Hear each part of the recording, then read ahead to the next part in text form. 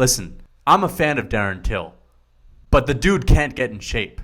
And I don't know what it is, but every single time Darren Till has fought at 185, he has gotten progressively less muscular and more fat. He's become flabby, but he can't, for the life of him, get into some decent shape. As much as I'd love Darren Till to succeed, he's got the charisma. He's got a whole country in the UK behind him. He's got a big personality. There's a reason as to why he's gone on a bit of a skid lately, and he's lost a couple fights. And he's looking like he's on a downward spiral. It may just be his discipline, and it may be his discipline when it comes to strength and conditioning, maybe his diet. Who knows? Maybe this guy's not on point with his nutrition. Speaking of nutrition, every day is beef liver day. As you know, beef liver is nature's multivitamin. It's one of the healthiest, most vitamin-rich foods on the planet. Quality is incredibly important. You want to be eating animals that are truly raised on pastures in wide open fields, eating grass, right? This is health. Now, not everyone can get beef liver, quality grass-fed beef liver from beautiful grass-fed cows like the one that's standing behind me. That being said, that's no excuse to forego the benefits that you could get from eating grass-fed beef liver. Heart and Soil Supplements sells good quality grass-fed, pasture-raised beef liver year-round, and you guys can get 10% off if you click the link in my bio. Get yourself some grass-fed beef liver today. Anyway, guys, this whole conversation got sparked when I checked Dricus du Plessis' Instagram, and he actually called out Darren Till for not being in shape. And guys, if you don't know Dricus du Plessis, he's an absolute beast. He's an up-and-coming 185er, very well-rounded, and he is in shape year-round, especially when it gets to fight time. When this guy's like a month out or a few weeks out from his fights, he's absolutely shredded to the bone. And he's calling out Darren Till. Here he says, spot the difference. And it is glaring. It's night and day. I understand muscles don't win fights, but looking in shape and being in shape is relevant. And there are only so many guys that can both be fat and in really good shape and really healthy. For example, Daniel Cormier. That's a perfect example of someone who just has a naturally higher set point when it comes to body fat. And what I mean by that is a guy like Daniel Cormier can feel like shit if he's this lean. Like even as lean as a Darren Till, he'll feel like shit. And Daniel Cormier will be healthier at a higher body fat. If you look at Daniel Cormier when he used to weigh in at 205, and we'll look this up, I mean, he was by no means, very low body fat. Let's be real. We're going to look up Daniel Cormier.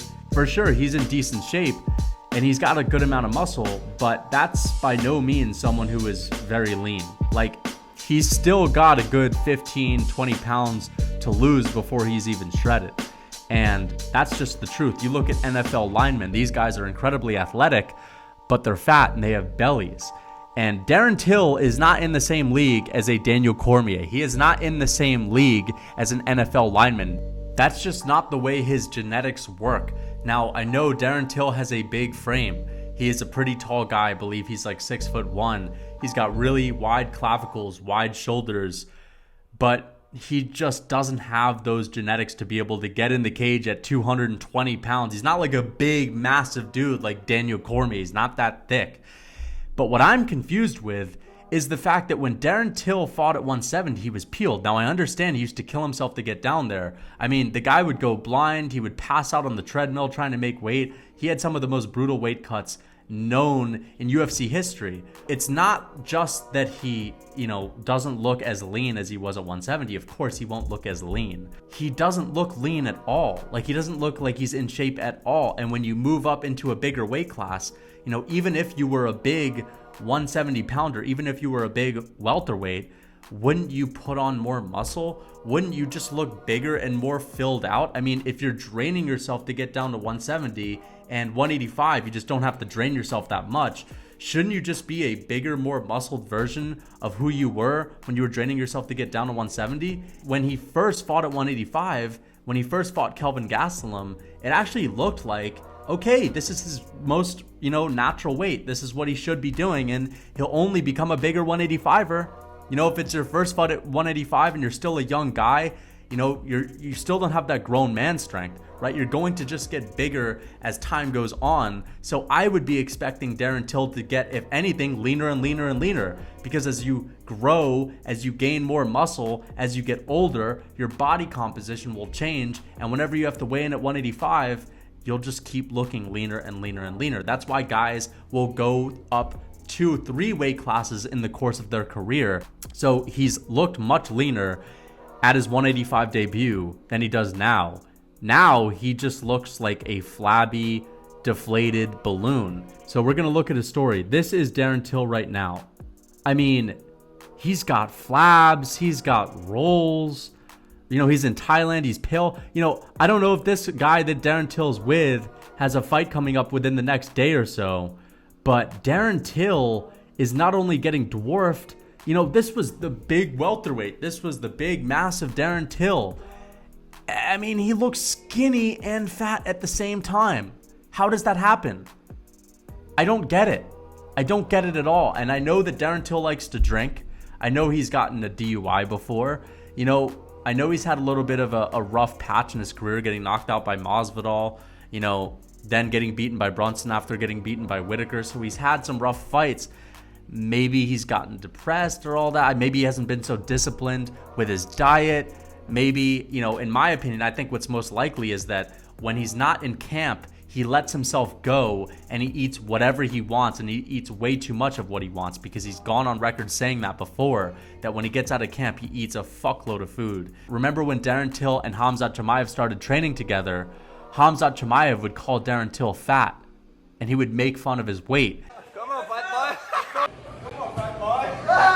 And Darren Till, when he went out to Sweden, he was kind of bullied to, start getting his shit together, which is actually good for him.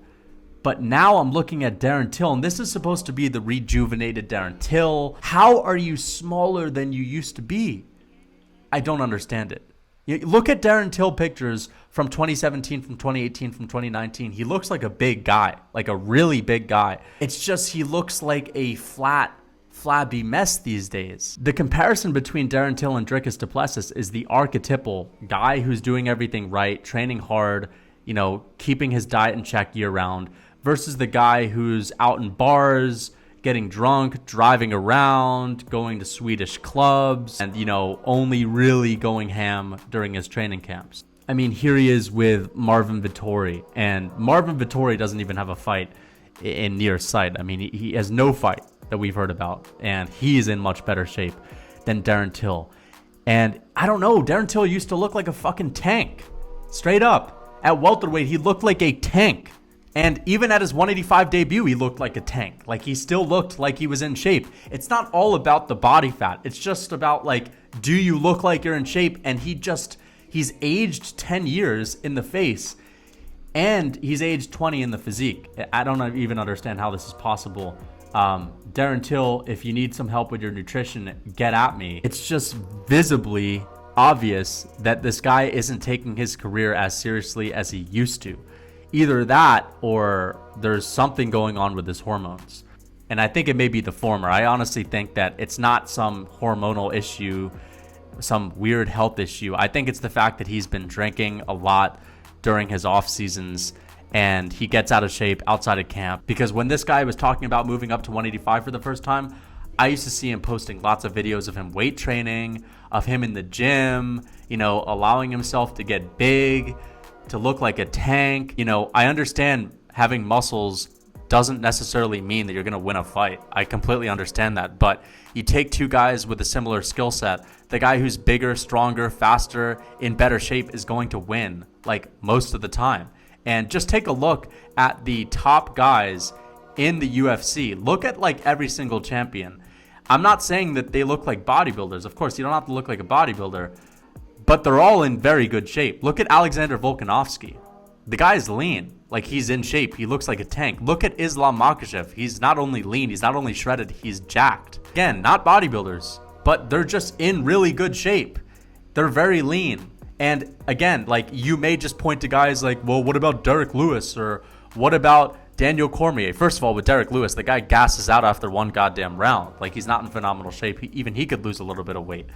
Maybe he could make 205, but he's an example of someone that can perform really well when he's fat. Same with Daniel Cormier. There are only so many anomalies. For every Daniel Cormier, there's like 10 Chris Barnetts who will never crack the rankings at heavyweight. So you can go on saying Daniel Cormier, but how about Parker Porter? How about Chris Barnett? How about all the other fat, out-of-shape heavyweights that aren't worth being in the top 15, that aren't that good? I mean, I'm talking about the best guys in the sport, the guys who really take this shit seriously. They're all in decent shape. He's a small 185er. He is not by any means a large 185er. He looked bigger when he was fighting Robert Whittaker. He looked bigger when he was fighting Kelvin Gastelum. He was in much better shape, and then he came back against Derek Brunson. I understand he was injured, but he looked like shit. And again, like, he doesn't look good now. So who knows? Maybe he'll surprise me on the night of the fight, but I don't think so. And I really want Darren Till to win. I really do. I'd love to see a star from the UK, but man, Dricus du Plessis is a dangerous guy, and he's extremely disciplined, and you can tell by the shape that he's in, like, pretty much year-round. And it's not only a striking guy, as Dricus du Plessis is predominantly a grappler. I'll be coming out with a prediction video next week. But anyway, leave a like, a comment, and subscribe. Until next time.